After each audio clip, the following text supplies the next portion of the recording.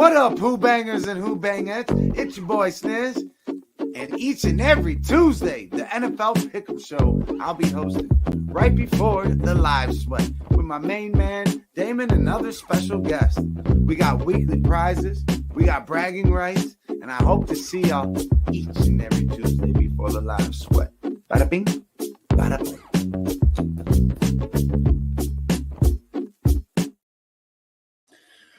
What up, fam? Hey, we're here. It's week 2. It's the NFL Pick'em Show, brought to you by Who-Bangin Sports, hosted by your boy. Hope everyone had a good weekend. Enjoyed week 1.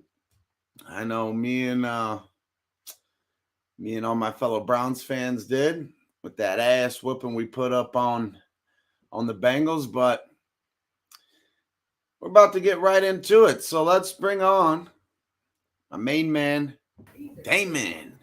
What up, Damon? Yo, what up, Ick? Man, we finally made it. What a great week 1 that was. Felt like I've been waiting for that moment for a long time. It didn't disappoint. Yes, sir.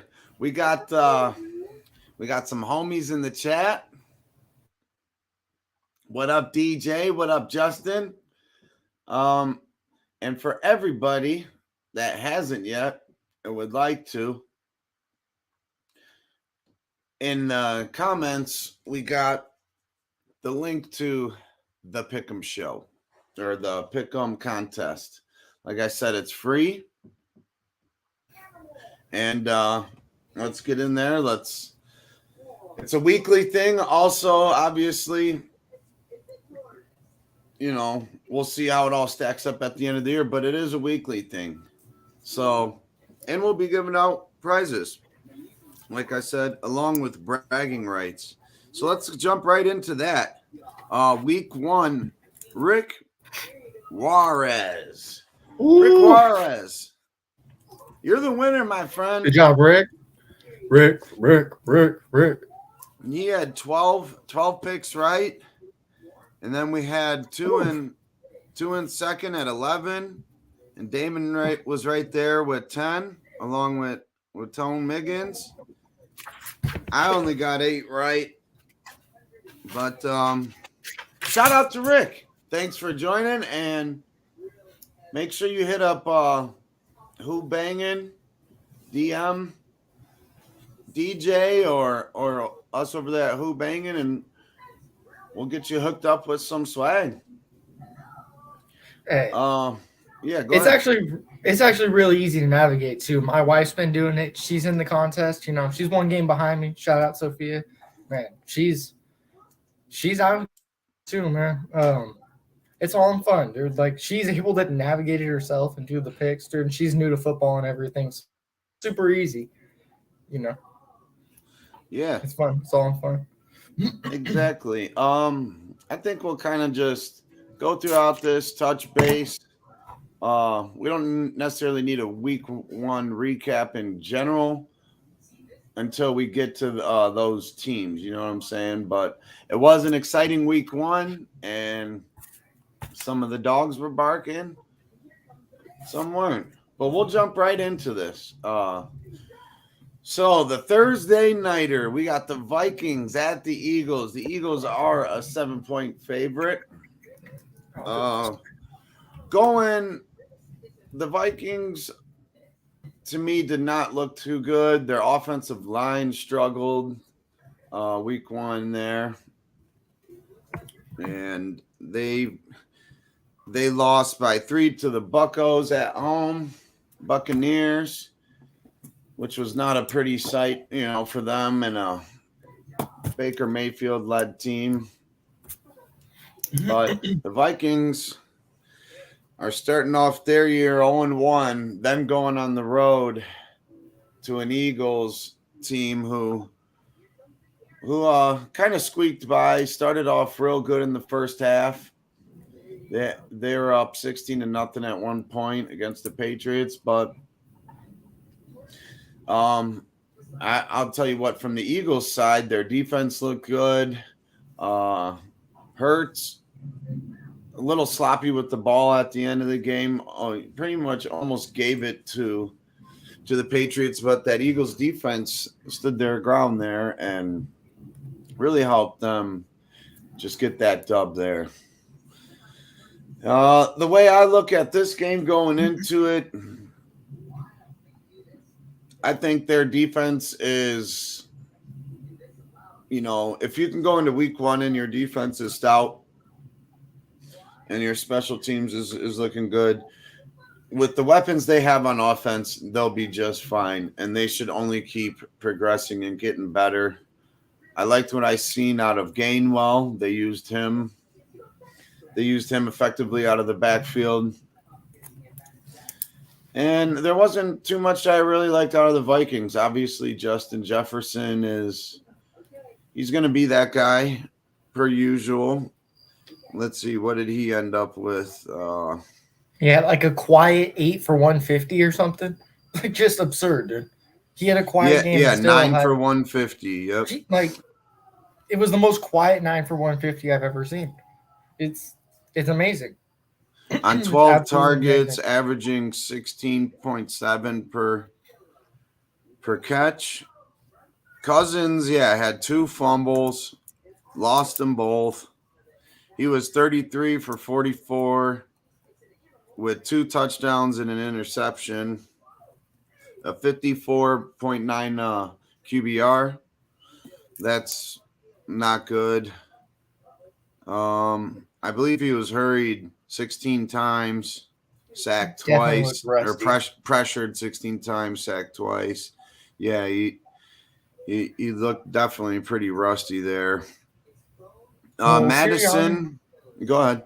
Sirianni came out after the game and was saying he's going to reevaluate not playing his guys in the preseason. I don't know how many. I know they didn't play much in the preseason, if at all. So that's something he says he's going to reevaluate because obviously he feels they came out sloppy and weren't prepared. Yeah, and you're going to get that week one, Yeah, oh, dude, no, it takes time. The offenses are usually running some really plain stuff week one, and the defenses are usually pretty stout, and then it starts to even out more towards week 6, 7, 8. The offenses start to really open up, and you start seeing the game plans open up. Yeah. So, and then on the Eagles side, Hurts was 22 for 33, 170 yards, no interceptions, horrible QBR at 36.3. He had that key fumble I mentioned towards the end, which almost gave it up there. But like I said, it was mostly a defensive game there. Devonta had 7 receptions for 47 yards, 1 tutty. A.J. Brown, 7 receptions for 79. And like I said, Gainwell looked pretty good. He caught all 4 of his for 20. And he also carried the ball 14 times, 54 yards. He got banged up. I don't know how bad. Yeah, all in all, with that being said, my pick will be the Eagles. I believe in that defense. Even if Jefferson has a game like they had, they can still lose. The Vikings, that is. And the NFC champs, they're only going to get better on offense, and Hurts, potential MVP week 1. But yeah, my pick is in, and that will be the Eagles. What do you think, Damon? Yeah, I think this is a no-brainer. Coincidentally, they met last year in Philly week 2, and the Eagles shut them down pretty good. It was the dual Monday night games. Week 2 in Philly. Philly won 24-7. I remember the Eagles Minnesota could not get much going on offense last year, and I see them rolling. The Vikings. Now, Tampa's defense is talented, and they are healthy, so it wasn't an easy game necessarily, but they didn't look good. They're going to put points up, but I don't think they keep pace with the Eagles. I think it's a pretty easy game for the Eagles. Right? Yeah. Yeah, well, might as well go on to the next one. Moving over to Sunday, 1 o'clock. Got the Packers as 2-point favorites versus the Falcons. Both teams coming off of a win. The Falcons took care of the Panthers as a favorite, 24-10. While the Pack went into Soldier Field and put up a stout 38-20. Jordan Love looked like the guy that you were hoping as a Packers fan, what he would look like. He was 15 for 27, 245 yards, three TDs, only sacked once. He did fumble the ball once, but they recovered that. And let's see, the backfield with Aaron Jones. They had a couple guys rushing it. Dylan ran Aaron the ball Jones, 13. Yeah, go ahead.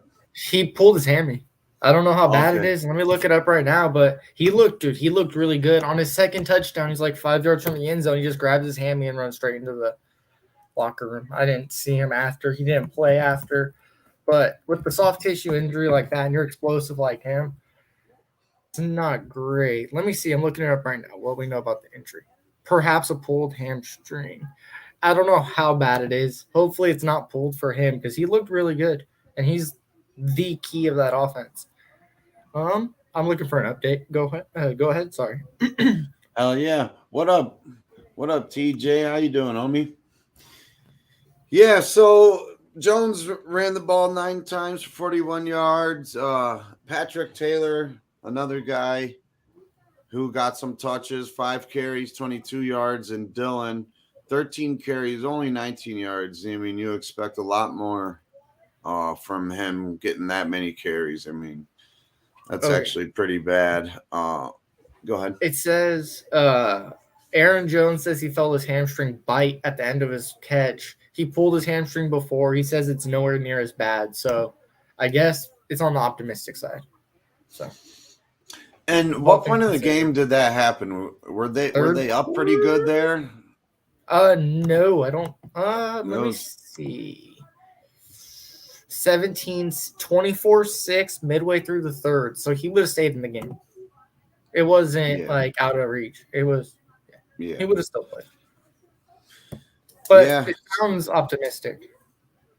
And I mean, you said he got that that big play there. 2 receptions, 86 yards. And he looked good average too. Of 43 yards. There. Yeah, no, and he looked explosive, dude. It wasn't like a fluky, line he put up.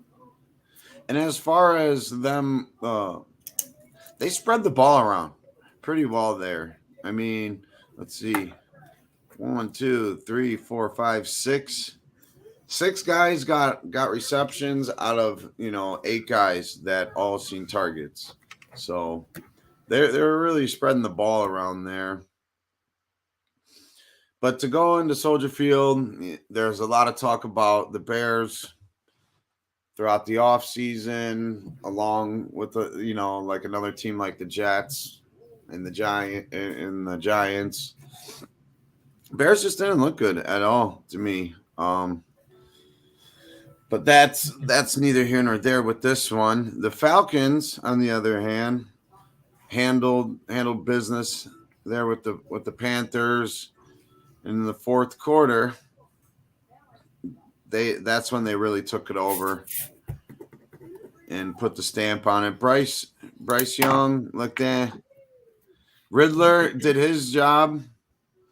15 of 18 for 115 yards and a tutty. Algier, 15 carries, 75 yards, 2 tutties. Pitts had 2 receptions for 44 yards. Bijan had 6 receptions for 27 yards. He was targeted 6 times too. So, I mean, he's sure-handed. He has the trust of them. Drake London kind of surprised me there. Did something happen with him? Wait, who did they play? Carolina, right? Yeah. Carolina has a shutdown corner as their one, I'm pretty sure, but that was surprising. He only had one target and no receptions. They showed that what they intend on running the ball and they intend on playing the game around the run, and I think London is good. He'll have his plays and he'll have his games, but I don't think he's going to ever explode, back to back to back weeks. Right. Yeah, so as far as this one goes, this is a tough one here. But from what I've seen with Jordan Love and Ritter, I called them the Riddler. Hey. Ritter. If it comes down to those two guys, I'm going to give the nod to Love. The backfield with a healthy Aaron Jones, they get the nod there because they got two stout guys, but I do really like Bijan. So I'll give them the nod there. I believe the Packers' offensive line is better. Both defenses are pretty good, but we're also talking about the Falcons only gave up 10 against the Panthers. So Yeah. I don't expect much from the Panthers this year. This one all around, I'm going to give it to, I think it's going to be a tight game, but it's going to come down to Jordan Love making enough plays at the end to maybe get him in field goal range or something like that, to where I think it comes down to the last, 3-4 minutes of the game, how that all works out. And I'm going to give the nod to the Pack on this one. So the Packers got my pick here. What are you thinking? I'm undecided on this one. I can go back and forth. I'm thinking the Falcons. It's so hard not to overreact going from week 1 to week 2. It's so hard not to overreact. So I do think the Falcons are a better team than the Packers. With the Packers having injuries they do, I'm not sure that they'll be able to score enough. We'll see. I mean, Love did look really good. Falcons at home is a part of this for me. I think they have such a good core that if Ritter plays a good enough game, they should be able to manage some spots, let the defense play, and go from there. I do lean Falcons, and I think I'm going to go Falcons until I see the Packers' final injury stuff. But it looks like they're still going to be missing a couple pieces. Yeah, as far as Tuesday goes, that's where my head is at. It's the Pack, and in a kind of a coin flip game, in my opinion. I don't really see either team totally running away with this one here. But yeah. Yeah, honestly, DJ, I couldn't agree more, dude. He made throws and he looked good in the pocket too. Like he looked pretty good. I actually was surprised too. I was someone who said he was going to be a bum, and I got to reevaluate that for sure. Yeah. So you're kind of up in the air, but you lean to the Falcons. Wait, it is in Atlanta, right? Yes. Yeah.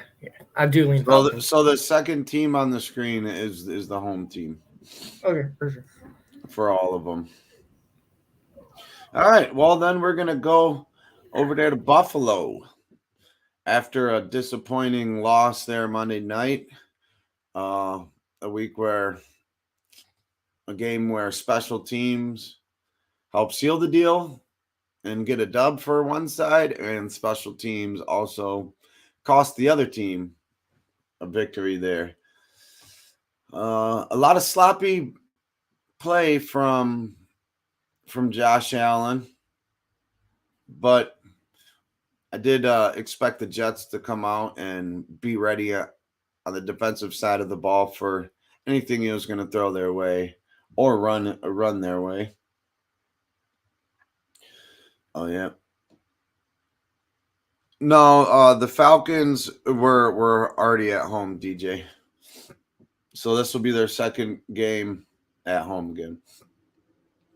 back-to-back home games for the Dirty Birds. But yeah, so the Bills, they didn't look that great as far as protecting the ball, and obviously special teams play at the end really sucked. They were lucky that field goal squeaked in there, but I mean they did what they had to do to get to that point. The Raiders, on the other hand, they are top of the division, their division. The only team in their division with a win so far, and they beat the Broncos at their place 17-16. Jimmy G, kind of know what you're gonna get from him. Kind of a steady, wily vet. He's such a veteran too, and been around so long, but we still haven't seen like a lot of him. I know. He's been around forever, but I haven't really seen a lot. But he's a game manager, that's for sure. I like what the Raiders have on defense, especially Crosby's one of my favorite guys to root for. Did Marcus Peters play? Did Marcus Peters play? I haven't gotten to watch a lot of these games because I was downtown, and there's just been a lot of bullshit going on. But when I go downtown, I'm locked in and I'm set as a fan. Everything's set. Fantasy lineups, wagers, all that is set, and I'm just ready to be a fan. I think he plays. Yeah, this is a tough one. I think the Bills get it together here and do what they have to do to get a win. I don't know if they cover that, but that's not what this show's about. But I see the Bills getting the job done at home, especially after a disappointing loss Monday night. They know they clean the ball up. What did Allen have? 2 interceptions, 3 fumbles, or 4 fumbles. Three interceptions, 1 fumble, because the same guy had 3 interceptions. I think he wore number 3 too. So I mean, you're not going to see that every week. He's going to be better than not. And I think coming home, playing the Raiders, it's going to be a tough game. It's going to be just like kind of how they played with the Jets. A hard-fought game, but I think they get the job done here. I don't know if they cover, though. Bills for the pick'em for me. Anything you want to add to that? I think Josh Allen will turn it around. They're still trying to figure it out with Daboll being in New York. He's still figuring out the scheme and stuff. I think they have the talent, and Josh Allen will try and put it together. He'll still have some ugly performances here and there. No different than I think what it was 2 years ago against the Jaguars. They lost 9-6 against a terrible Jaguars team. He has duds. And this was a division game on Monday night in New York with the crowd. I mean, with Rodgers going out, but the crowd was ready to get into it. They were back in their defense, dude. I mean, so we'll see next week. And, I mean, with the Raiders, they should light them up. I like Bills. This is a pretty easy pick for me. Yeah, that one's pretty easy as well. So we'll go right to another divisional matchup.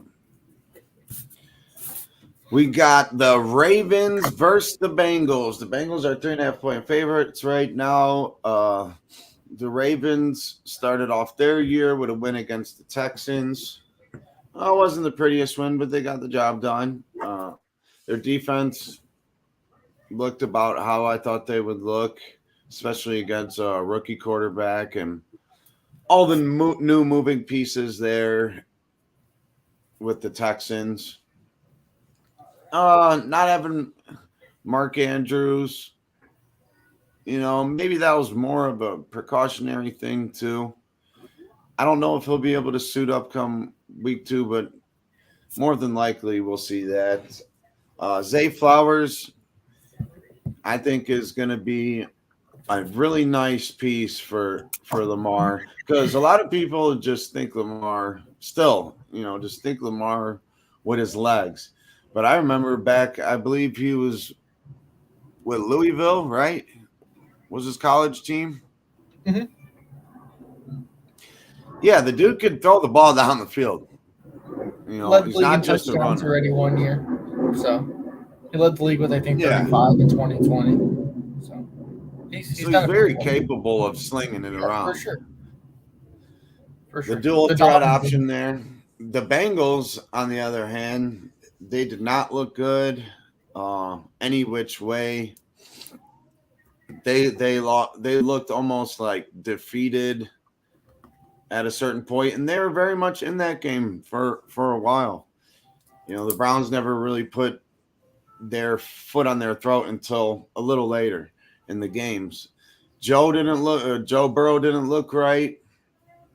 Jamar Chase, like we were talking about, he traditionally gets locked down against Denzel Ward and the boys, and that happened again. But I mean, I do expect the Bengals to look a lot better, but that's all. It all really is on Joe Burrow. Their offensive line, maybe that was a mixture of two. We're seeing one of the better fronts in Cleveland. You know, maybe that was that, but their offensive line didn't look that great. No one really looked that bought in and hyped up. The defense, I mean, Deshaun missed a lot of plays to where that game could have been way more lopsided, personally, in my opinion. The defense, there was guys open all over the place, is my point, on a lot of like bootlegs and whatnot. And now you add in the fact that the Ravens, they got Lamar, who's that dual threat, you know, elite generational talent like Mike Vick when it comes to the legs and throwing the ball.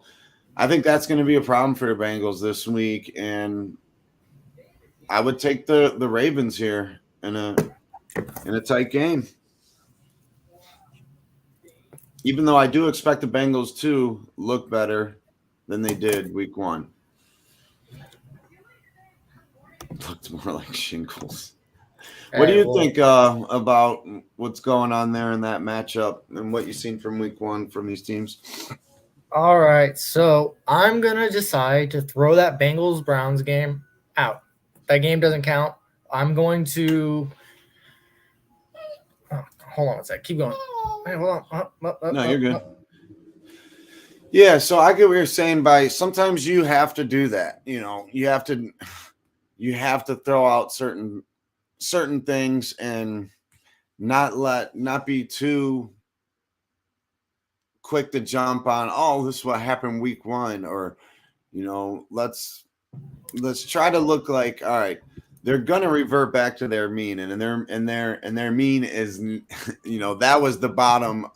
That's probably some of the worst Bengals football you're gonna see It throughout is. their season looking back. So I get where So, you're going. Roll with it. all right. Last year, Burrow had the appendectomy. He came back. They started 0-2, and they went 14-2 after that, counting the playoffs.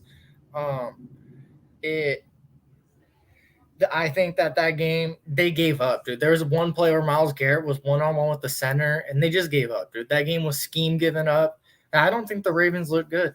And what the exact same thing I said about the Giants game. This game is hanging 3.5. They want the money on. They want all the Ravens money at 3.5. That's showing you what the books think. The books think this is going to be probably a bigger win for sure for the Bengals. I'm taking the Bengals in this one. That division is going to be brutal, and I think with Dobbins' injury, they might have trouble running the ball. We'll see. Oh There's a yeah, lot I of forgot to question touch marks on around that. the Ravens, a lot.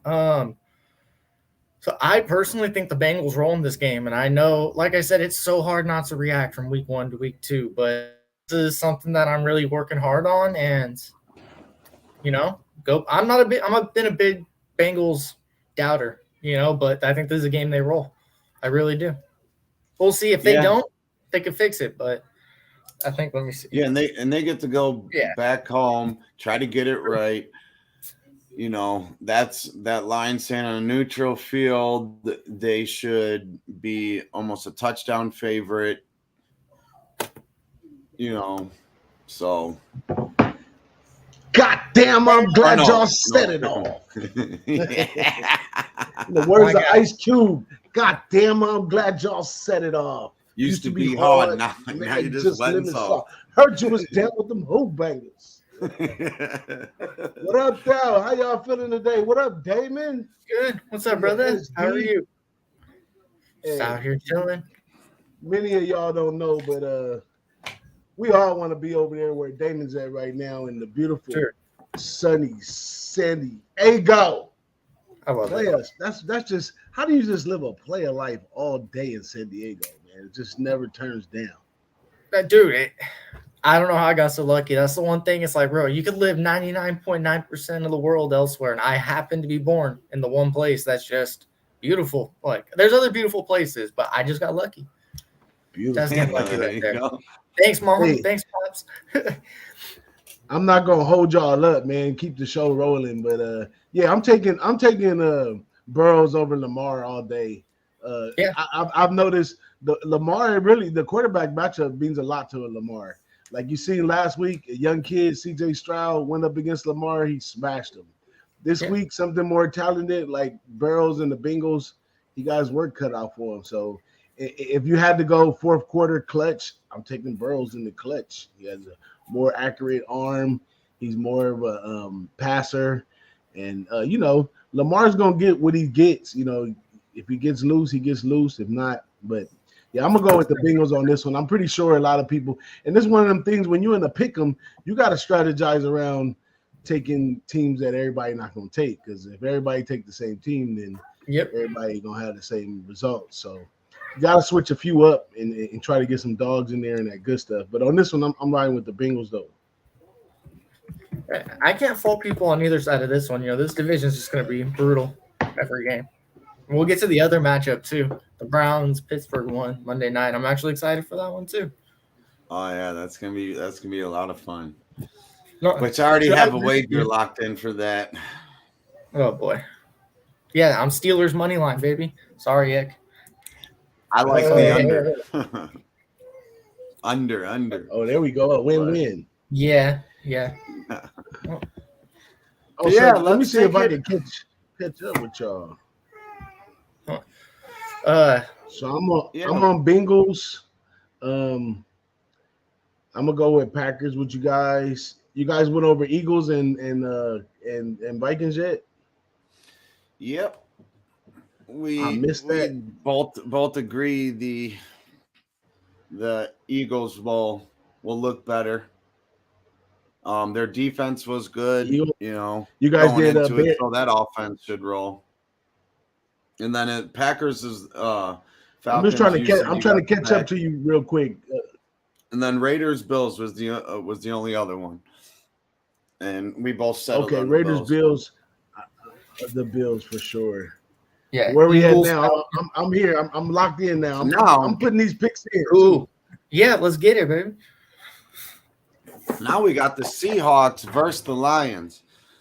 The Seahawks, they were kind of hyped up here. They were minus 215 favorites last week, and that didn't work out so well for them. They ended up losing to the Rams pretty handily, 30-13 at their home, and now they go on the road and face a Lions team that, you know, went into Arrowhead and looked pretty good, did what they had to do to come out of there, get a tight win, 21-20. And, you know, there's like what we're talking about from week 1 to week 2, or just even going forward in the season. Some of these teams are going to regress more to their mean. Some of the teams are going to progress more, you know, towards their mean. I think the Seahawks are going to be a decent team this year. I think they'll figure it out. But that was an ass whooping that they took there. And let's not doubt Sean McVay, you know. So credit to him, Pete Carroll. You know, he's been around a long time. He'll have his boys ready. But Dan Campbell and the Lions, those boys are bought in. Are they going to be riding high after that Chiefs win? Are they going to, you know? I don't think know so. The fans are going to be lit. They're going to be ready to go. I think we see Goff and the Lions ready to get the job done. And what could be a game where I think they cover. So I'm going to roll with the Lions there. Goff, Gibbs looked good. Montgomery didn't get the catches that we were thinking, but he will be used. He will be used as a receiving back as well. But I liked how they interchanged those two guys back there. It was pretty well balanced. St. Brown is, you know, he's a top 10 wide receiver in the league. And Goff, you know, still has a lot to prove. You know, in my opinion, I think he would tell you the same. And those guys are hungry over there. That defense is stout. This should be a good game up until the Lions decide to just whoop their ass. So I'm going Lions. What do you guys think? This should be a good game. You want me to go? We go right to left to right, but I'm ready to go all the time. Yeah, hit it. So in this one right here, so this is how I see it, y'all. So in the tradition of watching the NFL for me, there's about 4 to 6 teams that'll go 4-0, and there's about 2 teams, maybe 1 team sometimes that'll go 6-0. So I think the Lions is a great dark horse in going at least 4-0 this year. Starting off with the stop, St. Brown really did his thing. Matt Stafford, he's been on the creep for so long. It's just a matter of time till it all comes together. I think they start off fast. Now, will they go the distance or what happens later on the season? Don't quote me on that. But as far as these first 4 to 6 games, I think we get a lot of excitement. We're already on like a natural high after the win. We're at home.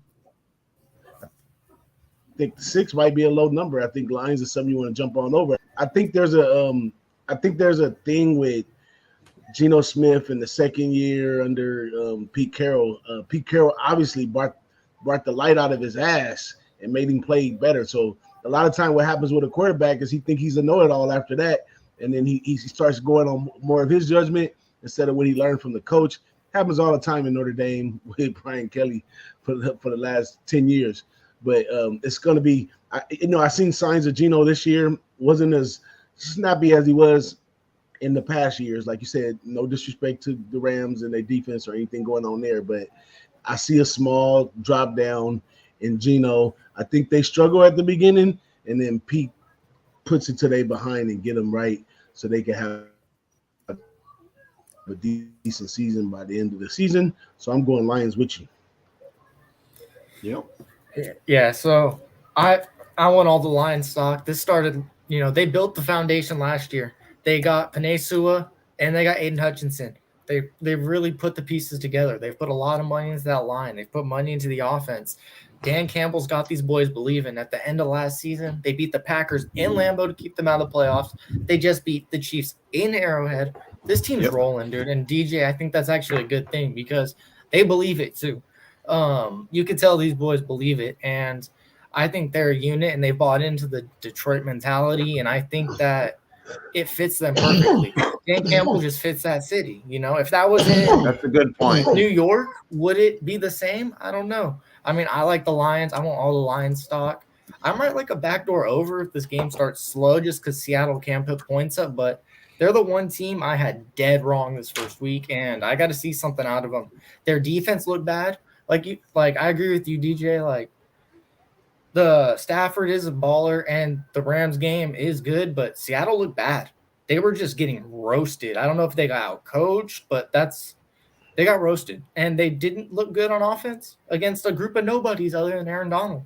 No offense to the Rams. They balled out, but they're not big by name right now. They're just not, you know. I like the Lions, too, in this one. And I'm excited to see week to week what comes from them. I've always wanted all the Goffs, so I'm Team Goff. He said the golf surf. I like that. Yeah, so that's a panel Lions pick there. What's up, dude? Yeah, he wants his time to shine too. You'll get it, little homie. Yeah, well, let's keep it moving. We got the You already know we. next. Go ahead. Oh, I would just say you already know it's Who-Bangin, man. We for the people, by the people, and we definitely respect family. So you're gonna see our kids, you're gonna see our wives walk through the back, all kinds of stuff because it's that authentic, it's that real, it's that transparent that we don't have anything to hide over here, man. But let's go Chargers Titans, man. What you got? We gonna open this up? You want me to open it up? Oh, you can open it up. Yeah, I'll be right back. I'm listening though. Well, Chargers Titans, man. Chargers had a rough week last week. They had to struggle it out, and Titans are just the Titans, you know. This is a real toss up right here. The 3 points between us, kind of like a coin flip, if you ask me. So I don't know. Chargers show a lot of defense, a little more than the Titans. Titans can sometimes move the ball pretty well. This is a good one right here. I think so. So since it's such a coin toss in this pick'em pool, what do you think most people in the pick'em pool are going to be on, the Chargers or the Titans? Because I want to be on the other side in this game. Whatever is public, I think you'll be see 90% on the Chargers. The Chargers, I'm gonna go Titans on this one. The Chargers put up, what was it, 30? Where was it? They put up 34 against the Dolphins and still lost. So, I mean, yeah, they got some names. They got Derwin James. They got Bosa over there. They got some names on defense, but that defense didn't look that good. I mean, at some point, you got to make an adjustment. When Tyreek Hill already has 100 whatever yards in the first half, you have to make a fucking adjustment. 215 yards he ended up with. Make somebody else fucking beat you. Like, what? You're going to stay that fucking stubborn? Excuse my French, but that's just horrible coaching to me.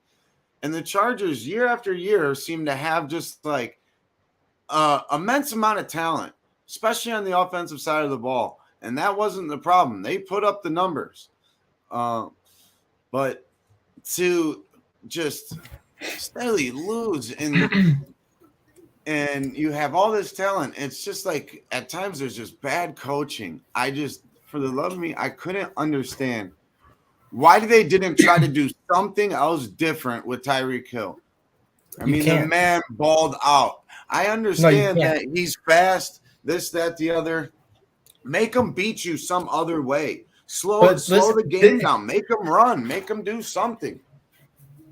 I know, but this is the thing. If you go back and watch the film, Tua's throws, bro, are the most ridiculous things you'll ever see. And he's hitting this dude perfectly up. In the first play of the game, Waddle cooked him for like 80. It's like whichever one you choose, they just catch the ball. I saw a thing, fastest ball carriers, and 4 of the 6 were Tyreek and Waddle. It's unstoppable. Did Breece Hall hit it too? No, he got caught from behind. No, he was moving. He looked great, but he just still doesn't have that extra 2 miles an hour. Yeah. Didn't mean to cut you off, dude. My bad.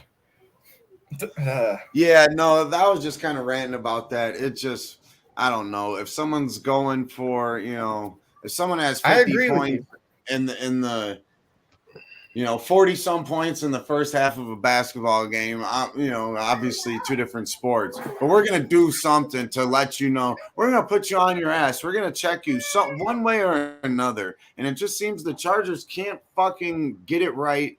Like, whatever they do, they scoring 34 points. Let's see. Scoring 34 points, you would have pretty much beat every other team except for, let's see, obviously the Dolphins. The Packers had 38, and the Cowboys had 40. Yeah, in the Packers. Yep.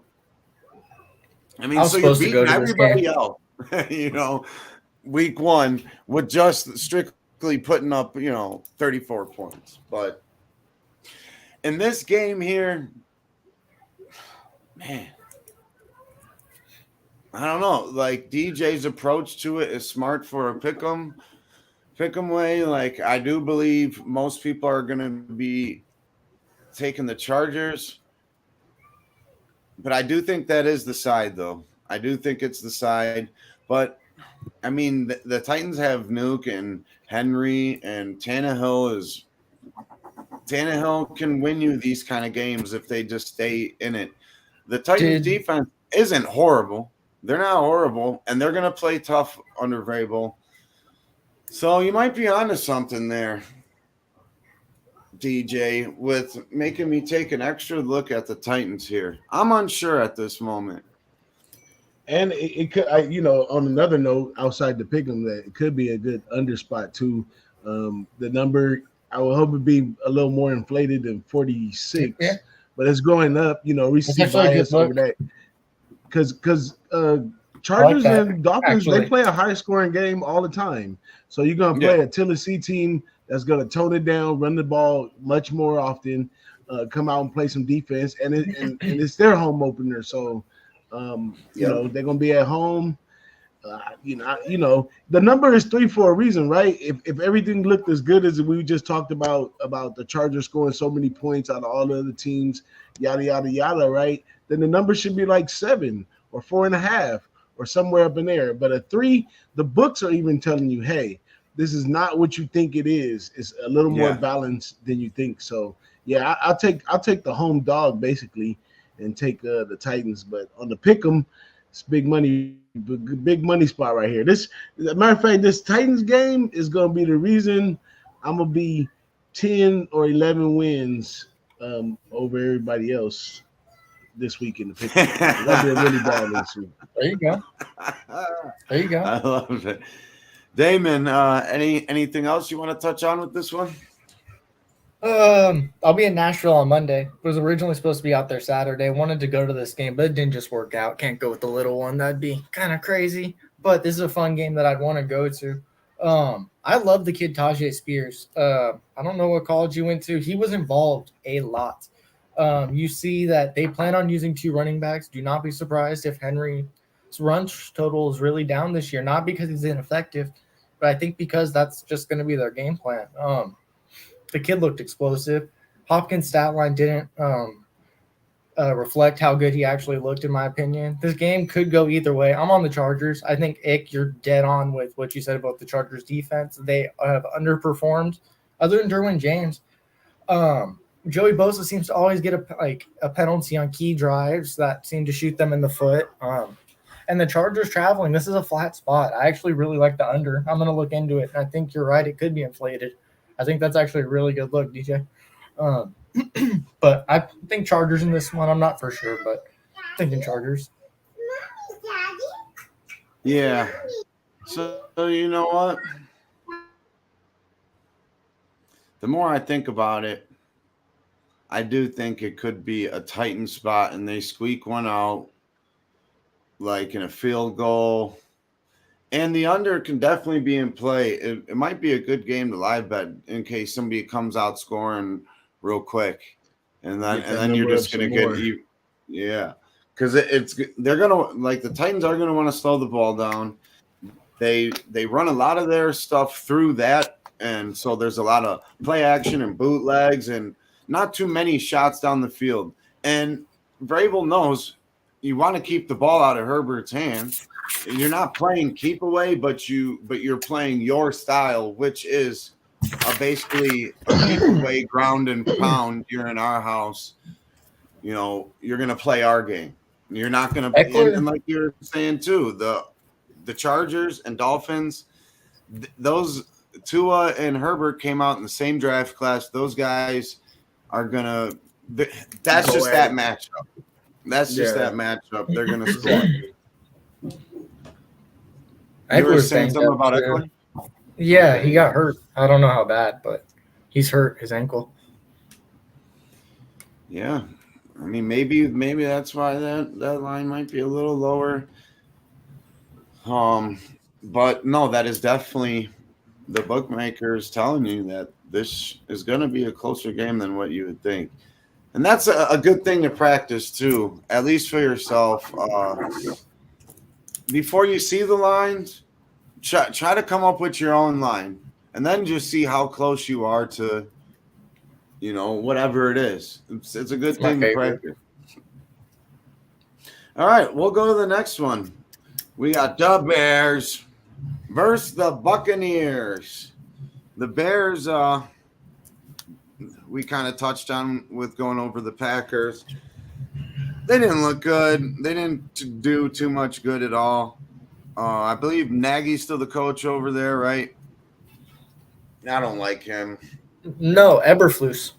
Oh, yeah, the Flus is Nagy's loose. the OC on Kansas City. Yeah, see, that was way off. Yeah, that's where I seen his ugly ass was Thursday night. But yeah, Fields threw the ball 37 times, which is kind of crazy. And he only had 3 passes down out of those 37 that were over 10 yards. Like, what are you doing there? I don't know. So I didn't really like that. The Bucs did squeak out the win versus the Vikings on the road. They come home, 3-point favorites. Baker Mayfield led team. Bucs defense is going to be pretty stout. That's going to be their core, and then you're just hoping Baker doesn't do anything to lose you the game, and you're not really asking too much out of them to win the game. More of a game manager approach. And this is a tough spot here, and this could also be a great under game. But for here, I'm gonna go with Bake and the boys over there in Tampa Bay, and they get to start off their year 2-0, while the Bears are scratching their head, looking up, looking from the bottom, 0-2 to start off their year. Let's go Bucs. How about Damon? You what do you think from what you've seen out of these teams week 1, and what do you expect out of this matchup? This is a tough one. It's tough to read off both these teams off week 1, in my opinion. I think the Bears get this one done, but I don't have a strong read on this one, to be honest. The -3 for the Bucs is interesting. I'll probably have a ticket on Bears +3 and maybe money line. I don't have a great read on this one. I just think that the Bears are a better team than we're going to be giving credit for in week 1. I think that we'll see them playing better this week, personally. All right. Mr. DJ. I agree that I think we're going to see the Bears play much better this week, but I think the Bucs still sleep out a win right here. But, I'm tired of ended up on all the home teams. And this time is making me think right here. I mean, the Bucs are not the Bucs with Tom Brady Bucs. They're different Bucs right here. So is this for like name's sake that I'm feeling that the Bucs still have some type of advantage at home? I mean, it is tough to play down there. They still do have Evans. We seen them hook up with Evans last week. So I don't know. This is a real tough game right here. If it wasn't for it being a pick'em, I'd be so far off of this game, it'd be ridiculous. But what about that on for now? I think it's now that's definitely a possibility, because just quick note. If they lock up Evans a bit, then the options go down by a lot, which could slow the game down.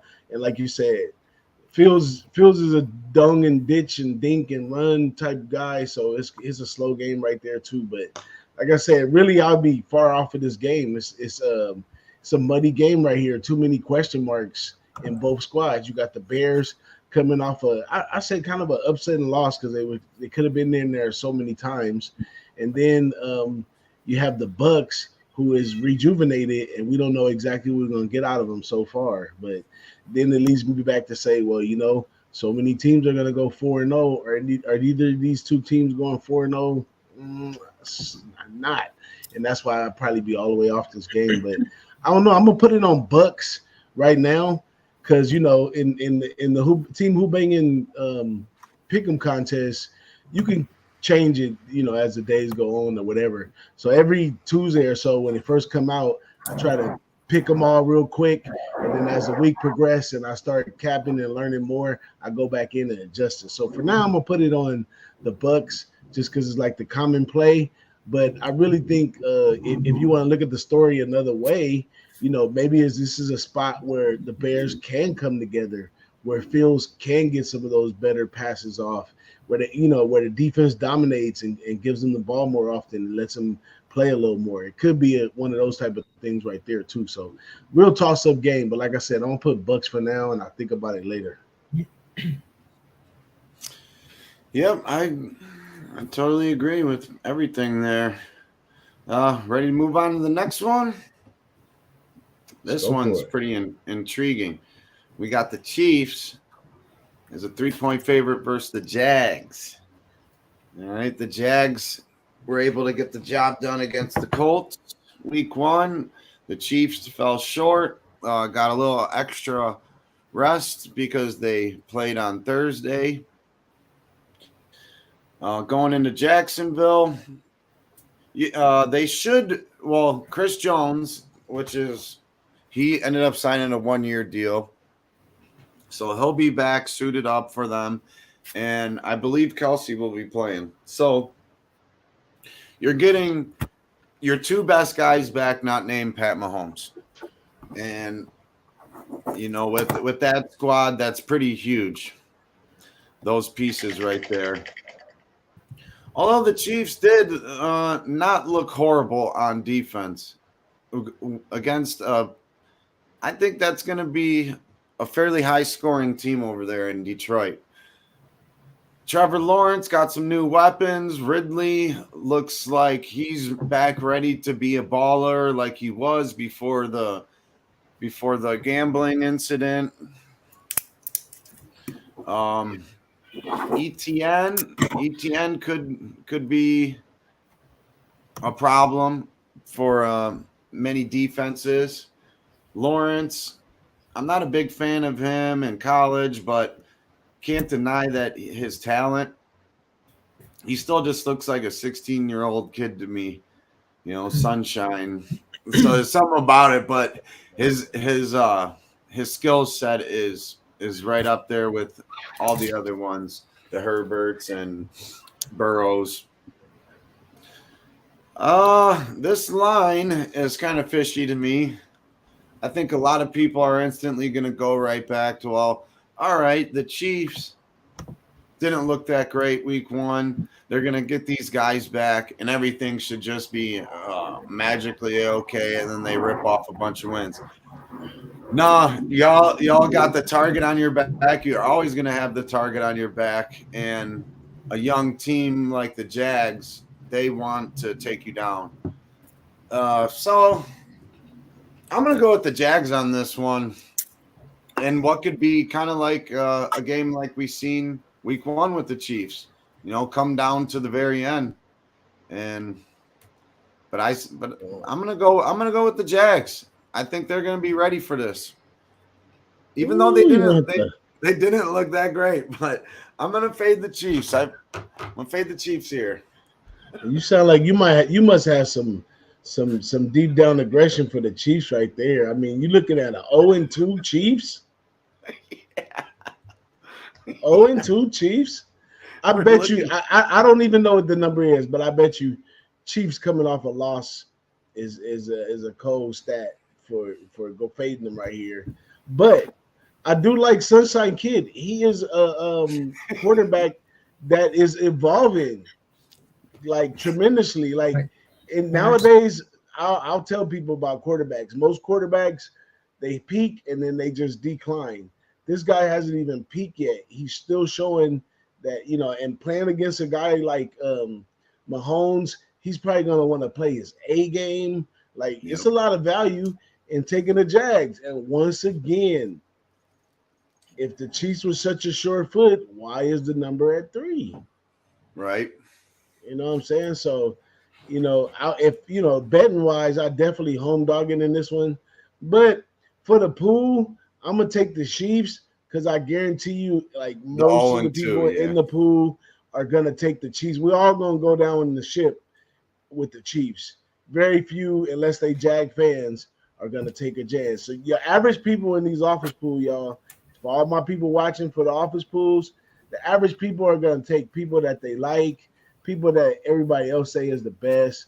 An average fan will be like, it's crazy to go against the Chiefs, but it takes the fine art of picking the least likely to win teams and catching them on the win that helps you win these pool things, man. I've won them a bunch of times.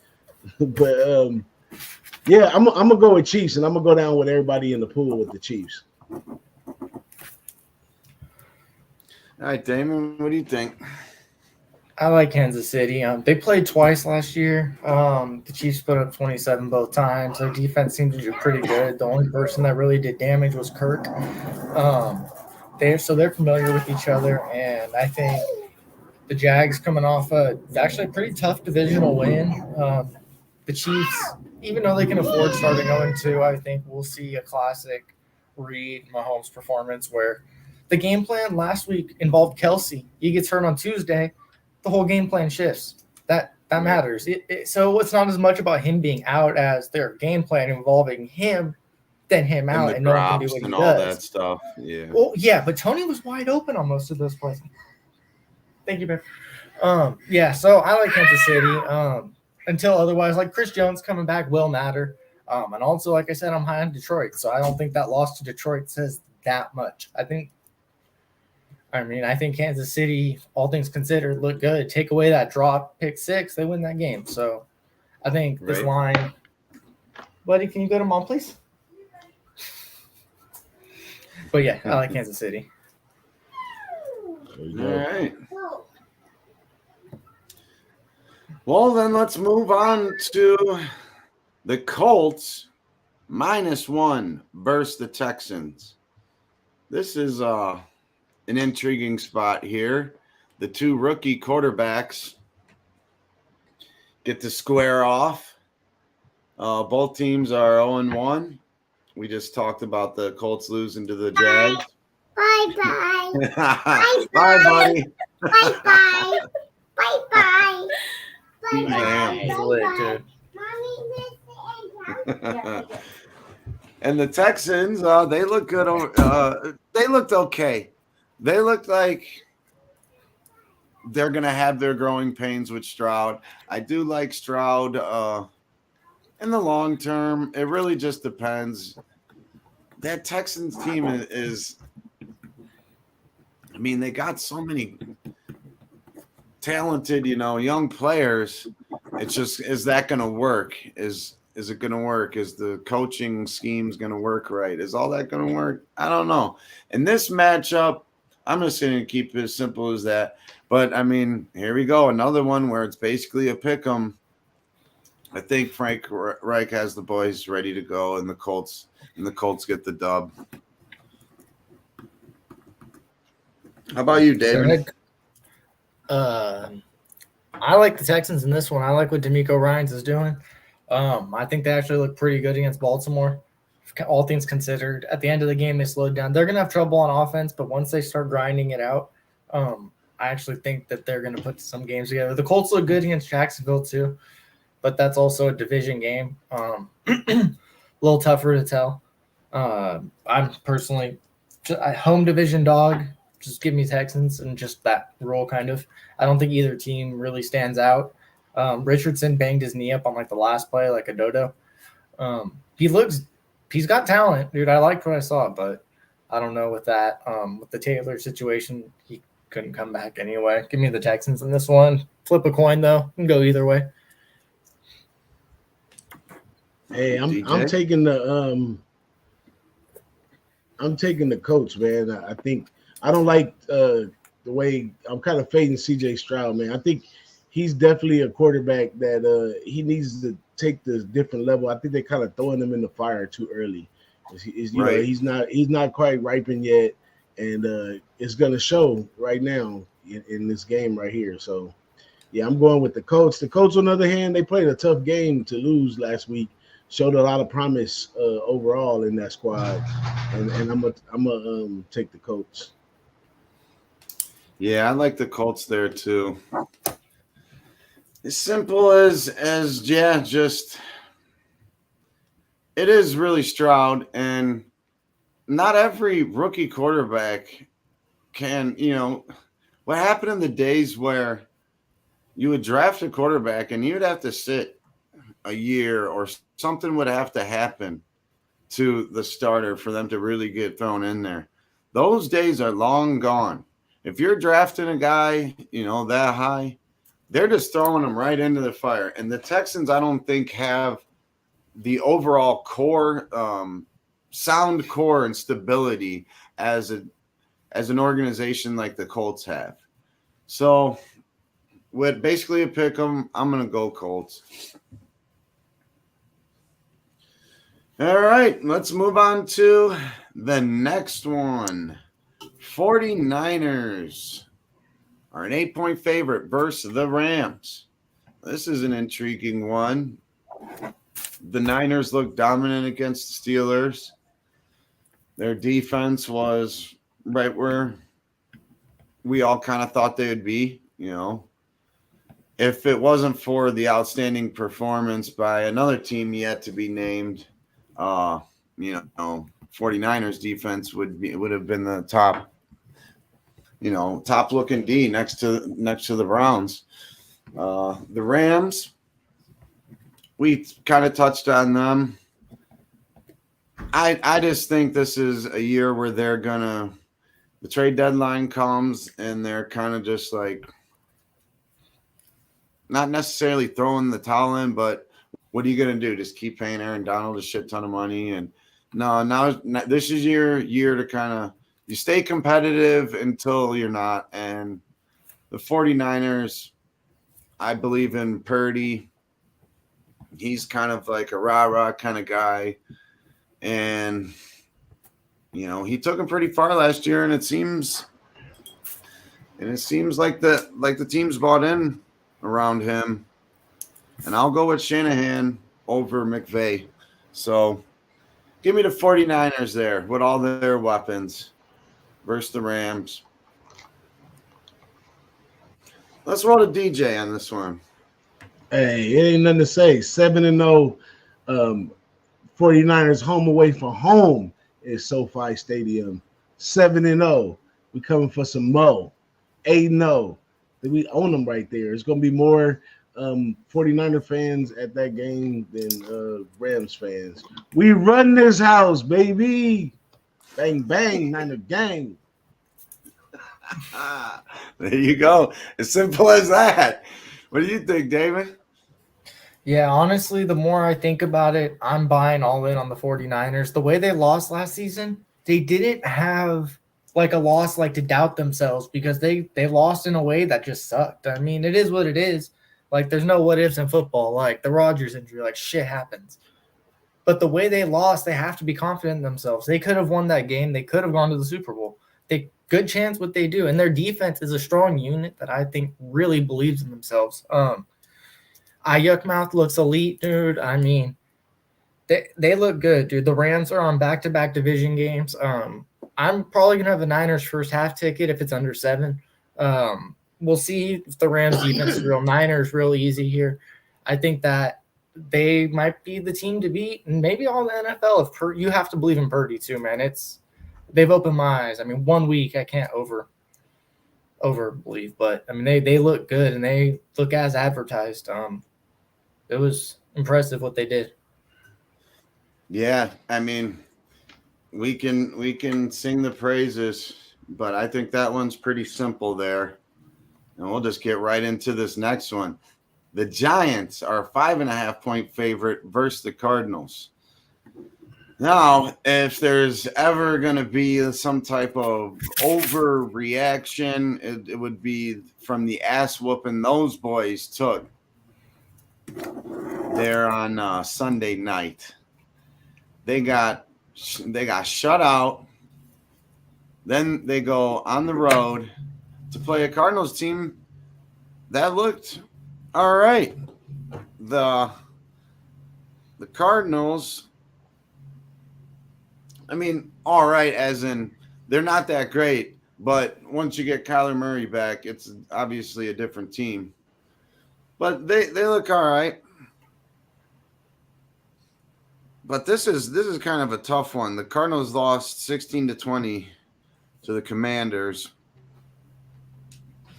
Yeah, this is a real tough one. The Giants, they're favorite for a reason, in my opinion. But damn, maybe you guys can get me hip to something here. I'm gonna hold off for right now. Damon, what do you think? Oh, I'll get you hip to something real quick. No, I get you hip. I get you hip real quick. Get you hip real shit. Fuck the Giants. I barked out of the Giants after last week, man. Daniel Jones, I'm barred out, and I was one that defended the kid for a long time. But one thing I hate in a quarterback is a lackluster effort, and he has that lackluster effort. Reminds me of but I ain't gonna even say no name because it'd be so controversial. Because first one comes to mind is Kaepernick, a guy that just in the tail end of his season just throw an interception and oh well, I did another one. So no lackluster. Jones is over, and Barkley has his point to play with that too. You're a back that needs to be a 1-2 back. He can't hold it down by himself no more. He needs a 1-2 to really get it going. So the run can't open up the pass. They locked in right there at the Giants, and then on top of that, they're making elementary mistakes. They don't even look like the type of team that want to compete at a high level this year. Just after watching the first game, I'm gonna just roll with that energy and say, "Fuck the Giants" until further notice. Yeah, I like that. Oh, and it gives me an exciting chance to take the Cardinals, and they're at home. And the Cardinals, I think, are developing a little more without Kyler Murray, to become a unit. And I think this is a spot for them to get a win. I have no idea why they have 5.5 right there. That's a still of a deal. Are you sure is that correct? You sure it's not plus 5.5? Because Cardinals getting 5 at home, I'm taking it all day. That's probably going to be my favorite play of the weekend. Yeah, I mean, they hung tough with the Commanders there. They only lost by 4, and they were, so they're 1-0 ATS. Everything you touched on makes sense. And how many times are we actually going to want to bet on the Cardinals this year? This is actually probably a really good spot to do it. Exactly. Especially in a teaser, and you can add some more to that. But I would even, if as far as like a wager goes, I would take the points and then maybe a half unit on the money line too. Absolutely. Yeah. Home dog with the Cardinals, and I hope it's 99 degrees that day. Sweat the shit out of them fucking Giants. I don't, because that means it's hot here. No. You ain't gonna be here. You're gonna be in Tennessee. Don't worry about it. We got No, that's Monday. So Sunday, I can't miss Sunday. Okay, so I do all good points, and I can see what you guys are saying. I'm just throwing that game out on Sunday. I'm not big on the Giants. I'm not. But that first drive, the Giants, they have to have the perfect game script. If they play from behind, they ain't doing nothing because their offense, you can just play back and you could just let them throw underneath all day. But if they get ahead, that first drive, they look decent. And I think that 2 defensive touchdowns, dude, that game just got out of hand. And I think the Cowboys, if healthy, maybe have the best defense in the NFL. They're loaded, dude. They're absolutely loaded. It's actually kind of remarkable with Diggs and Gilmore. Good luck, dude. Their linebackers are loaded. D-line's loaded. I'm sure they got safeties. I don't even know. But so I'm trying to not overreact on the Giants. Cardinals, they didn't look good, and neither did Washington. I'm going to be honest. All this long-winded to say, good luck, you guys. I'll be on the Giants first half at full game. I think people are going to overreact and be on the Cardinals side. And I think that if they get out to an early lead, they're going to put the throttle down because teams have to fix their mistakes, and they have to really put their offense together. If you looked like you did week 1, you better put some shit together week 2, or it could spiral. That's where I'm at with that. I don't know. Yeah. I see the value on Arizona though. Like you guys said, if you're gonna take them, this is the week. This is the week. Yeah, because I don't know. I don't necessarily. I'm not too high on the Cardinals, but kind of what we were talking about is that the Giants as a core and the lackluster, like just kind of like. I mean, you got a Sunday nighter, a division game, all eyes on you, and that's the effort you put up. I didn't like Daniel Jones in college. I don't think he's anything special. He'll have a game here and there where he'll use his legs and make some plays, but I think this line is a little wonky here. Yeah, give me my shot with the Cardinals. I got one more thing to say about this game too, and this is from my sharps right here. Although it's game 2, that's still a lot of travel. New York to Arizona. You played on a Sunday. You catching a short week. There's some sharp angles in the Cardinals, right? One of the boogies might have stuck this in there for his poor cousin that he wants to help out this weekend. And I think we're supposed to jump on the Cardinals. Yeah. His poor cousin might be me. It might be me. The Cowboys have always had Daniel Jones's numbers, so I mean, like they've had his number. He's 1-6 against them now, and it's ugly. 4 touchdowns in 7 games. I mean, not pretty. 4 passing touchdowns at least. So I'm gonna try and not overreact on that one, and we'll see. This week will say a lot. If they come out flat versus Arizona, it's gonna say a lot about them. Their defense needs to respond this week too. They're supposed to be a good unit. So the NFL's tough, man. Whew. I love it. So going into this next one, you got the Jets. Obviously, the big news there, Aaron Rodgers done for the year versus the Cowboys, 8.5-point favorites. I mean, fuck. This is a simple one for me. I'm gonna take that defense and I'll believe in that against Zach Wilson. Zach Wilson, he could be a valuable quarterback going down the road. And I think it was going to be very optimal for him to have Aaron Rodgers and be able to sit, and kind of just learn. But now he's right back to where he started from, being thrown right in there. But he's got heart.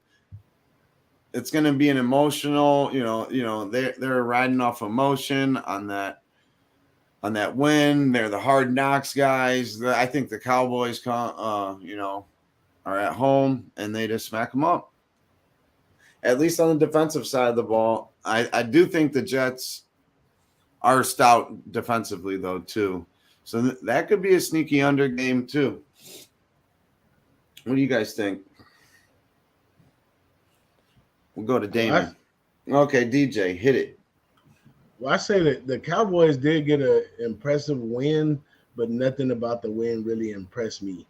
They didn't show high improvements in, we want to see a new Dak, especially on the offensive side of the ball. Yeah, that side of the ball. Really slow.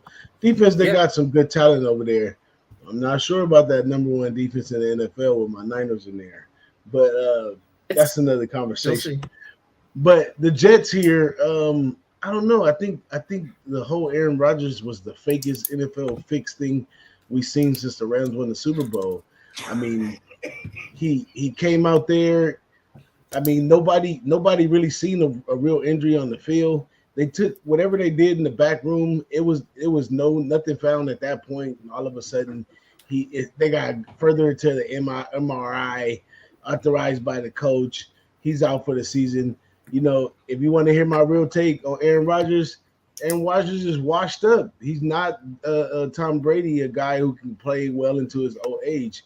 he was washing up at Green Bay. That's why he's in the situation that he's in right now. So I think, whatever didn't work out in the beginning of things with them and Aaron Rodgers, and they need to get him off on IR so they can bring some stuff in so they can start looking deeper into the season early. And I think it was just a quick act, man. Nothing, that thing is really fishy, especially in today's social media world. I mean, it's on every page, every click. Aaron Rodgers, for what? He didn't have a great season last year.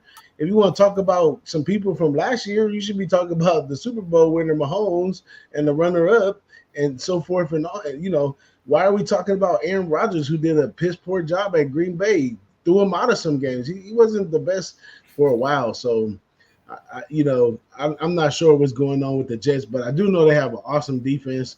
I really love that front seven over there at the Jets. So they always got a chance. And like I said, the Cowboys didn't really show me much last week. I mean, they showed that they could play football. The Giants pretty much handheld and gave them the game. They coming home, in Jerry's house, first game of the year. They spend and buy and got enough money to get the win. So definitely the Cowboys on this one. All right. I got you on a theory, bro. What was the whole narrative all preseason? That he's a mentor to Zach Wilson. He's a mentor to Zach Wilson. And now Zach Wilson's in, right? All right, here, we're going to go a step further. You ready? Right. Trump got arrested. Aaron Rodgers off the field. If they go for Joe Rogan, something's cooking. Something's cooking, bro. The trifecta, bro. They got Trump, Aaron Rodgers, and Joe Rogan. Woo, hey. Look out, dude. Hey, I'm obviously just having fun, dude, but I just thought that was funny, dude. You're right, bro. The whole narrative of his mentor, dude, it all lines up. Let me throw another joke in there. And let's fold all the sheets back because we all got issues. My man Pick says Iksnizol loaded too. So don't forget about the ayahuasca with Aaron Rodgers, and that's where all this bum play began on the season when he said on the off season he wanted to do ayahuascas and all that. If you look, I did a side-by-side comparison of him about 4 or 5 years ago and him now. Yes, Aaron, you're looking on the crackhead side. We need an intervention. You could tell when he hopped off that cart and went into that little room over there, he was like, Doc, hook me up the perk 30s, all that stuff. I'm going to sit down and mentor Zach Wilson for the year, nice and loaded off prescription drugs. I got guaranteed contracts. But that's just a theory. I hope this gets millions of hits for this too. Hey, because that's how I felt though. This is a pretty easy pick though. We're talking Cowboys, right? Cowboys. Yeah, Cowboys pretty. Under's a great look. I think that actually it's going to be a punt fest. The offense did look lackluster though. I do agree with you there. Bend but don't break type of game. Just because their defense is elite doesn't mean I think they beat the Niners. Clear difference. Niners offense, light years better. I think Dak's a bum, dude. I really do. I really do. All right, we'll keep it rolling. Commanders versus the Broncos. The Broncos are 3.5-point favorites. Commanders got that 20-16 win over the Cardinals. And the Broncos lost to the Raiders 17-16. And this one, I don't really fucking know, man. I think I'll take Sean Payton and the Broncos here for that reason. Sean Payton, he did have these guys. Didn't they do an onside kick the first play of the game? Yeah. Yeah, like Sean Payton, man. What a G. So I'm gonna just for that right there, I'm going Broncos. It's basically a pick 'em at a neutral site. They're at home, 3.5 favorites. Give me the Broncos. Not thrilled about it, but there we go. DJ, what you thinking? Off top, I'm fading Sam Howell. I've been fading Sam Howell since North Carolina, bro. I don't even know how he snuck his way into the NFL, but I'm fading Sam Brown. I was fading him last week, and he pulled a rabbit Broke out of Baker. hat. He's Yeah, a broke Baker. he pulled a rabbit out of hat last week. But this week, that Bronco defense gets your ass. All Broncos right here. Get your ass, Mr. Postman. Oh no. And then he snap him. He just don't stop snapping. What are you thinking, Damon? So I just looked.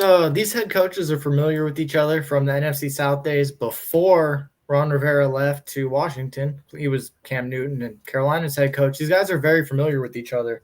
I just looked it up. They've coached against each other 19 times, and Peyton is 12-7 against him. And that makes me want to lean Broncos. And I hate to say that because I had the commies circled, but I think the Broncos, for a pick-em purpose, I think the Broncos actually pulled this one out. I wasn't impressed with the commies. And that head coach thing actually just swayed me. And, oof, I think I'm going Broncos. We're going to leave that undecided. Sean Payton didn't have to come back to go coach, and he chose the Broncos too. I'm sure he got calls from other places, know. Is Chase Young playing? I know he got. That's a good question. If he plays, he's going to murder Russell Wilson, and then I feel bad. Oh, not expected to play week 2. Okay. I don't know. This one I'm undecided. I might go back to the commies. I don't know. Yeah, it's a Broncos spot for me. It probably is. Yeah, I clicked pick on Broncos. purposes, okay. Broncos. I'm done talking about this backwood of a fucking game. Yeah. What I call it last week? King Cobra. Yeah, you pour that shit out. Pour that King Cobra out. We'll go to the Dolphins, -2.5 versus the Patriots. This is an intriguing one. Yeah, and a healthy Tua, he's definitely a top tier quarterback. I would say top 8. Healthy Tua. The Patriots, yeah, the Dolphins put up some numbers there, didn't they? 36. But this Patriots defense and Bill Belichick, they're gonna be ready for a divisional game here. This is another spot where the Patriots are a division dog, a home divisional dog. This is an intriguing one. I kind of want to hear what the boys have to say. Mac Jones looked all right. I'll give him that. Patriots D, that's going to be a thing. I believe they're going to be tough all year. I think they'll be in games enough to where you're not asking too much out of Mac Jones, and you're asking more out of your kicker than Mac Jones, in my opinion. You're going to be making field goals because a lot of the games are going to be close. Is my point with that. What do you think, DJ? Man, them Dolphins.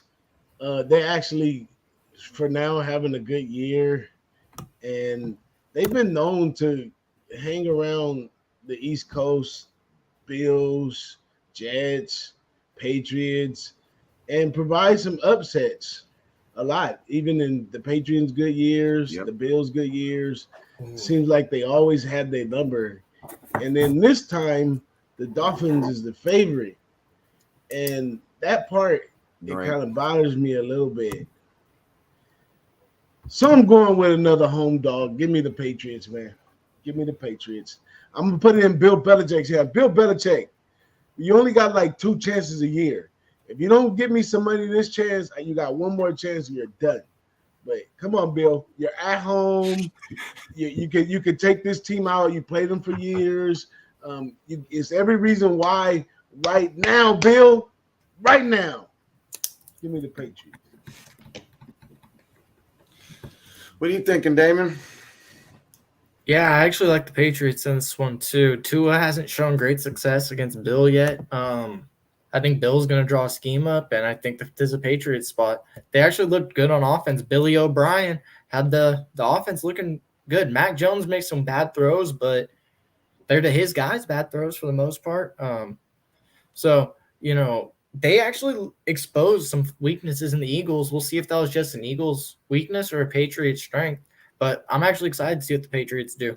Billy Boy got them going. Yeah. Go Patriots. I think the sharper side would be on the Patriots. As to where the public side would be more Dolphins.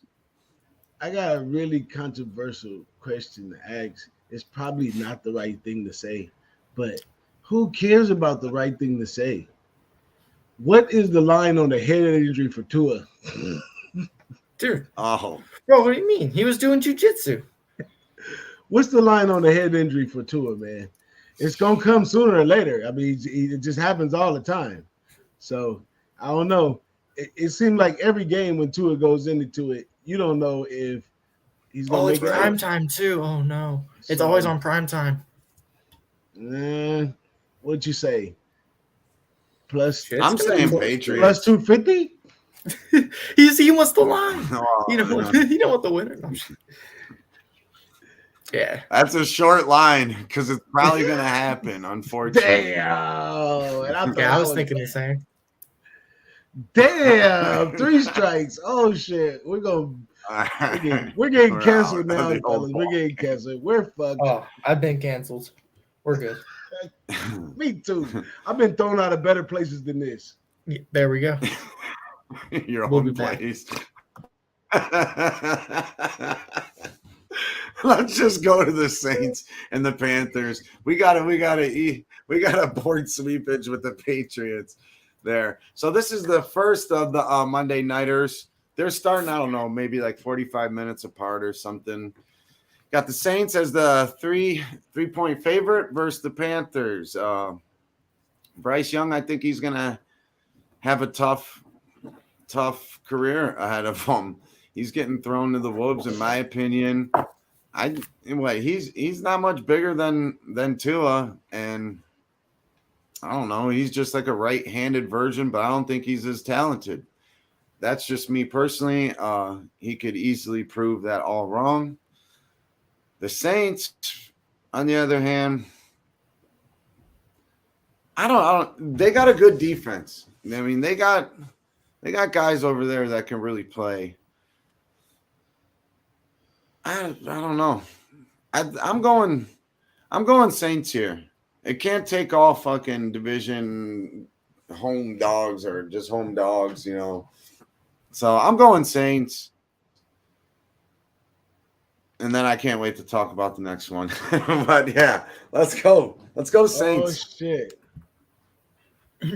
shit. You want me to give it to him, bro? I'm going to get Damon likes to give y'all the more technical right version. I'm going to give you the raw version.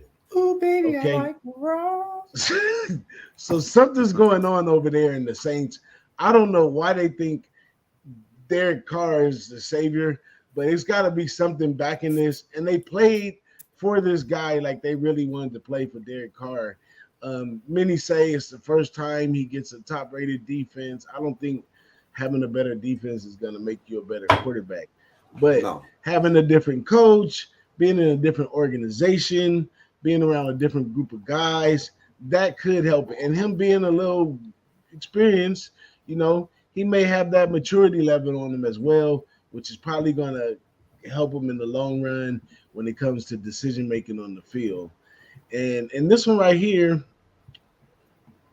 I'm gonna take the Saints too, man. I think something's going on over there. I think Saints might be one of my 4. They might be one of my 6-0 teams because they act like they come in the shock. But you gotta remember, it's a long season, so they may look one way at the beginning and look some other else later. But for now, I'm gonna keep the same train going. Yeah, and they're in a weaker division. One of the weaker divisions too. Yeah.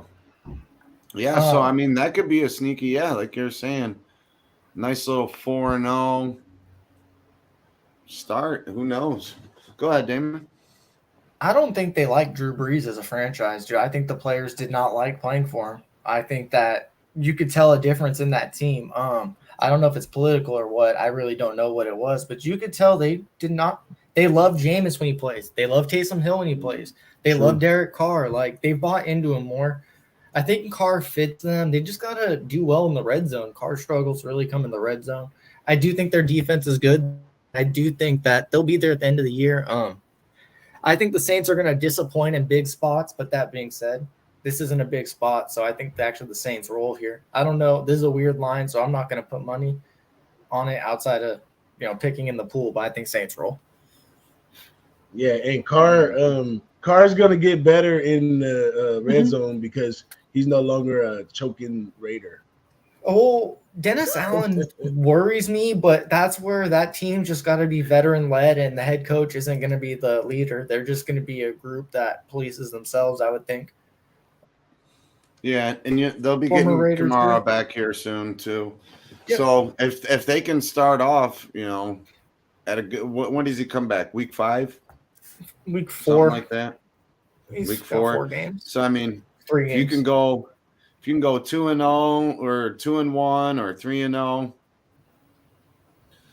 and then you get your star running back with your new quarterback and kind of a revamped situation there in a weak division.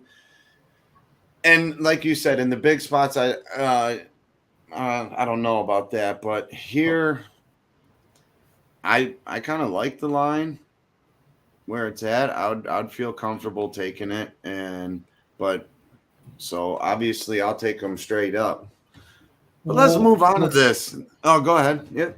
Isn't it kind of weird though? Like the Panthers were 3-point dogs on the road versus the Falcons, but they're only 3-point dogs at home versus the Saints. I got to think about what that means, but that's weird. That's a good one to think about. I don't know what it means. I got to think about what it actually means, but that doesn't make sense, does it? No, the Falcons Home were division a dogs favorite. are yeah, the Falcons were favored by 3.5. Yep. Yeah, so it's weird that the Panthers were plus 3.5 last week on the road versus the Falcons, but they're plus 3 at home versus the Saints. Isn't that weird? No, wait, maybe that makes sense. I don't know. Maybe that makes sense. No, that means that, you got to calculate. The home 3 points. Yeah, the 3 points for home. Yep. Okay, that's where it is. Thank you. So okay, really that's why we 6. talk things through. Yeah, exactly. Yep. That's what we're here for. Perfect. That's why we're a team. That yeah, makes so sense. on a neutral field, they're saying the Saints are 6. Essentially saying a 6-point. It's interesting that the line's 3 and not 3.5. They're thinking this might be a closer game than I think. It could be, but this could be one where Panthers are going to be sharp. Oh no. It could be. Just to get a couple people in my office pool off my side, yeah, this is a good point to take the Panthers because a lot of people are going to jump on the Saints. Even though I'm taking the Saints, but if you're trying to win the pool and you've been public the whole time, this might be one of the times you switch it up. All right. The other Monday nighter, a divisional matchup. The Browns are a 2.5-point favorite versus the Steelers. And shots fired. Well, they've been whooping our ass pretty much my whole life. So, but the Browns looked pretty damn good on defense. I liked a lot of what we've seen on offense. There's still a lot of work to be done. Deshaun doesn't seem to have his swag fully back. It was raining. It was like a light mist the whole time, but it was like a light mist just the whole game. So, I mean, the ball was wet for both guys, but some of those throws are like he's throwing them into the ground, like at guys' feet. There's open guys on a lot of these plays. You're going to get a lot of bootleg, like play action plays when you have a running back like Nick Chubb. And guys are going to be open. Amari Cooper, Elijah Moore. Elijah Moore actually was in the backfield getting handoffs a couple times there. I thought that was really cool. Good way to use them. I think Stefanski drew up a nice scheme against the Bengals, and you've seen what the Browns defense could possibly be like more than not this year with Jim Schwartz and a healthy Garrett now that he's like 2 years away from all the bullshit that he had with the COVID and he had the car accident and all that. Zadarius Smith got home. Denzel Ward, as long as he learns how to tackle and doesn't get concussions, he's a lockdown corner. Emerson, year 2, he looks like he hasn't missed a stride from his rookie campaign, which was solid pretty much all year long. On the Steelers side, they only put up 7 against what I think is probably the best defense. Out of week 1, it's, just in general, week 1, it was Cowboys, Browns, Niners, in kind of in that order. I think for Niners, Browns,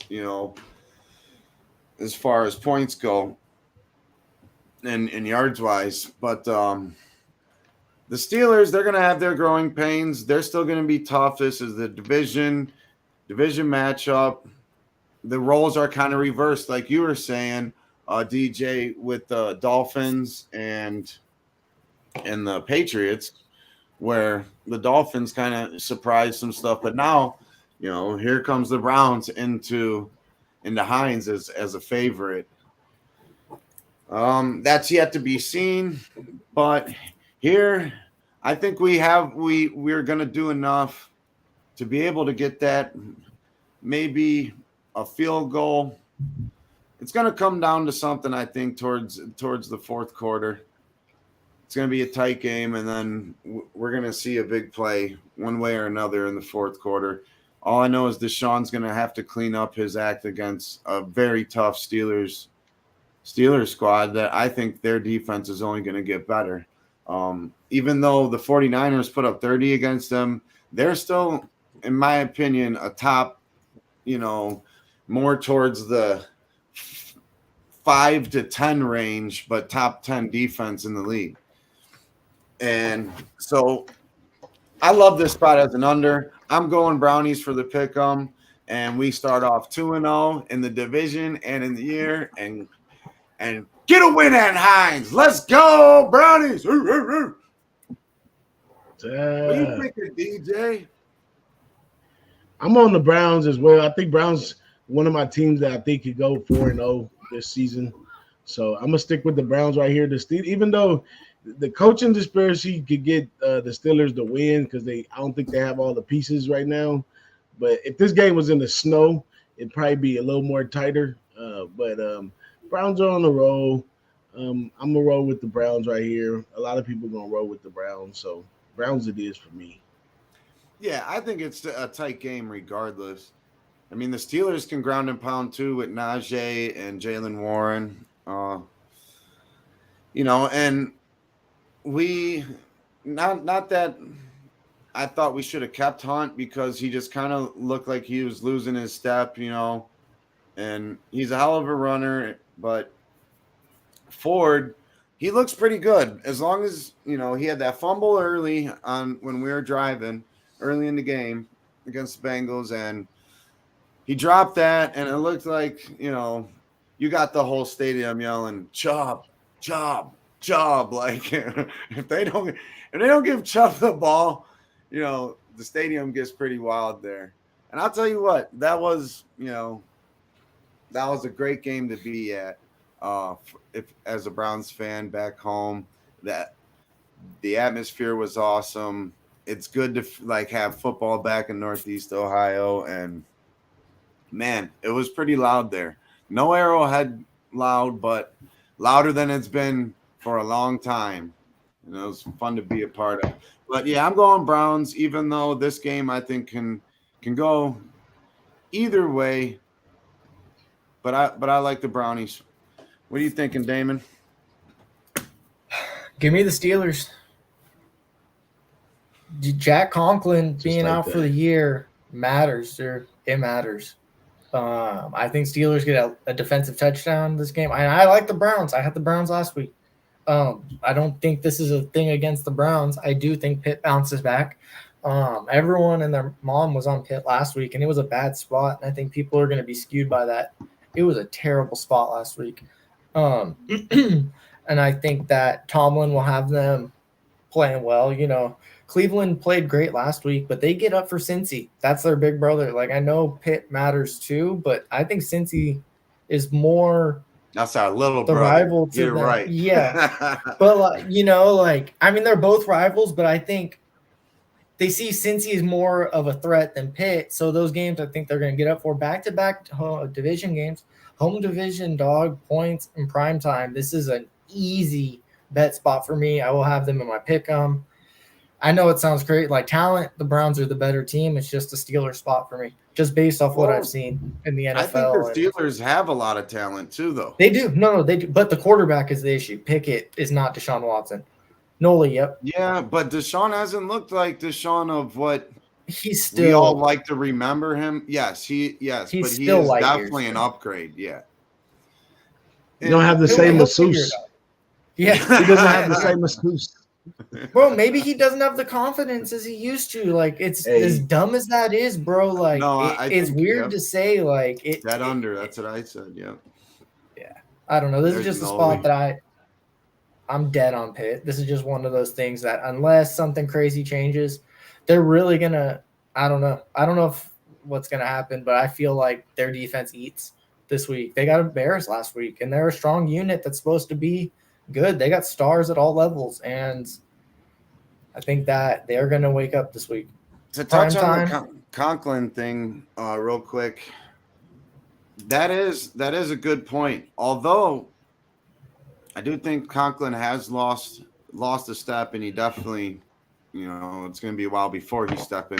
But the guy, the rookie we drafted out of Ohio State, albeit he's a rookie, and they're going to bring T.J. Watt and I believe his name is Naismith. Yeah, like first start Pitt on Monday Night Football. They're gonna target how many you. false starts? Yeah, dude, it's gonna be. We'll see what happens. I'm not saying. But that kid is a beast, dude. It's I don't a tough know spot, if you've seen him. He's like 6'8", 300 and whatever pounds, and he's fairly agile on his feet with the right coaching. That could, because I don't really like. TJ Watt lines up over there and just makes him rethink life. Same with Myles Garrett. Jedrick's got a lot to prove too. Still, Jedrick was supposed to be that guy to, he was protecting Tua, but obviously he was playing right tackle there. He shows flashes where he could be good, but our line, as strong as it has been in years past, I do think can be a liability. And, Noli, and I talked about it earlier, this is a great under spot, but we got Brownies and we got Steelers. I'm going to just be rooting for my Browns there. Like I said, I think this could be a coin flip game, but you got to love Myles Garrett. For Halloween. He does his front yard up and puts tombstones in there of all the quarterbacks he sacked in the division, like how many times. But he had like Joe Burrow, like something dressed as Joe Burrow hanging from a noose. That was pretty savage, bro. And he should have had an image of him swinging a helmet at Mason Rudolph. I'm down with it as long as it's in the pros. I saw a video of it in Pee Wee. Not cool. But in the pros, hey. They're grown men, dude. There's no place for racism anywhere, though. I don't know what happened. I'm not even saying that. I'm talking about swinging. If that's really Mason said he don't know. He said it. Mason said he came out and finally said I stay out of that side of it. That side's bad. That side's all bad. But the swinging the helmet, I'm for it. It's just a passion. Oh yeah, yes. Yep. But that's going to be a great game, and that's going to round off week 2 in the NFL. Who's going to be 2-0? Who's going to be this week's winner? Who's going to be 0-2? There's some teams that can easily go 0-2. There's some teams, that are going to be looking for a hot start. Shout out to our guy Rick Juarez, week 1 winner. Make sure you hit up DM DJ and or at Who-Bangin on Twitter, or reach out to us like on this video in the comments or something. We'll make sure to get you your weekly prize. Good work, my friend. And Hey, don't forget to yeah. talk about the top 5. You got Oh, yeah. Anthony in there. We got Ocean Jackson, that's Wham's people. Tony Miggins, and our guy Damon is up there too with a top 10. And I tell you, I've been doing these office pools for years, man. In a small pool in the regular office setting, 10 to 12 wins usually get you the pot all day. But on the larger scale, with hundreds and thousands of people, it has to be a 12 and above. But yeah, we got those kind of people in here. So y'all make sure y'all join. I put it up in the chat earlier. It's still, it's week to week, so you can come in at any time. So yeah, wanted to make sure we spread some light on everybody, man, because it was pretty fun. My wife was back and forth with me. I'm here, I'm there, and I've done CBS Sports before. It gives you a live listen of who's number one, so you could even be number one to the late games or whatever. So it just keeps a good running total, and it's a lot of fun, man. So y'all join us. Hell yeah. My wife's Make in sure it to too. join. She said she's coming for it. It's terrifying. I believe her. And we got some real players in here. But yeah, well, you got 10. We got some real players in here. But I was to the bill and spicy too, but oh yeah, baby. All right, you guys, thanks for joining, everyone. Appreciate y'all. Yes, sir. Real quick, I'm not totally on my game today. Got bad news with my grandma. So if y'all could just keep her in your thoughts and prayers, that'd be great. I know, we all got lives outside of everything else that we do, and we are a family over here. So, I mean, just know that we appreciate everybody that comes by. It's any day above ground is a good day. And so when you come in and you tune into Who-Bangin, we want you to be a part of it. So thank you to each and every one of y'all. Y'all are a part of the fam. You are the fam. So keep riding with us. Thoughts and prayers for Grandma Lozinski, Grandma Sniz, and and anybody else that's going through anything. If you need somebody to talk to or this or that, feel free to hit me up. It's that easy. And it's really just that easy, because we all go through things in life, and sometimes you got to just break it down like that. We're all here just trying to win life together, first and foremost. And then we're going to smack that pick'em contest. So much love to everybody. Appreciate y'all coming in. For DJ, for Damon, and your boy Sniz. Much love, y'all. Lego. What up, Who-Bangers and Who-Bangettes? It's your boy Sniz. And each and every Tuesday, the NFL Pick'em Show, I'll be hosting right before the live sweat with my main man, Damon, and other special guests. We got weekly prizes, we got bragging rights, and I hope to see y'all each and every Tuesday before the live sweat. Bada bing, bada bing.